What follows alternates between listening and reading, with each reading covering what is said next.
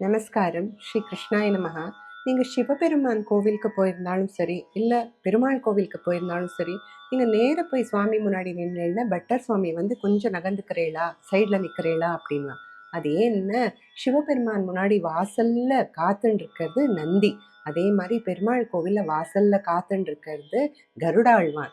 இவ ரெண்டு பேரும் தான் பிரைம் பக்தான்றது, முக்கியமான பக்தா அப்படின்றது இவ ரெண்டு பேரும் தான். சிவபெருமானோட அந்த தபஸுள்ள அந்த சக்தியான திருஷ்டி முதல்ல நந்தி மேலையும், அதே மாதிரி பெருமாளோட திருஷ்டி முதல்ல கருடான் மேல தான் விழணும்.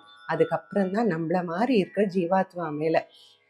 இவாயிட்ட கத்துக்க வேண்டியது என்னன்னா, ரொம்ப பொறுமையா வெளியில பெருமாளுக்காகவும் சிவபெருமானோட அனுகிரகத்துக்காகவும் எப்படி இவா காத்துட்டு இருக்கான்னு. நம்மள மாதிரி படபடபடன்னு உள்ள போயிட்டு நம்ம சொல்ல வேண்டியதெல்லாம் பெருமாள்கிட்ட சொல்லிட்டு வரும். அப்படி இல்லாம அவ வெளியிலேருந்து அவ கோரிக்கை கொடுக்கறா, அவ வெயிட் பண்றா, எப்ப பெருமாள் அனுகிரகம் பண்றாளோ அப்ப அதை ஏத்துப்பா. அதுதான் நம்ம சனாதன தர்மம் சொல்லி கொடுக்கறது. எந்த அளவுக்கு நம்ம எங்க போய் அடையணும் அப்படின்றது முக்கியமோ, அதே அளவுக்கு வழின்றது ரொம்ப முக்கியம். அடுத்த தடவை கோவிலுக்கு போனேன்னு நந்தி கிட்டேயும் சரி, கருடாழ்வான் கிட்டேயும் சரி, முதல்ல உங்க நமஸ்காரம் தெரிவிச்சுட்டு அவாகிட்ட உங்க கோரிக்கையை சொல்லுங்க.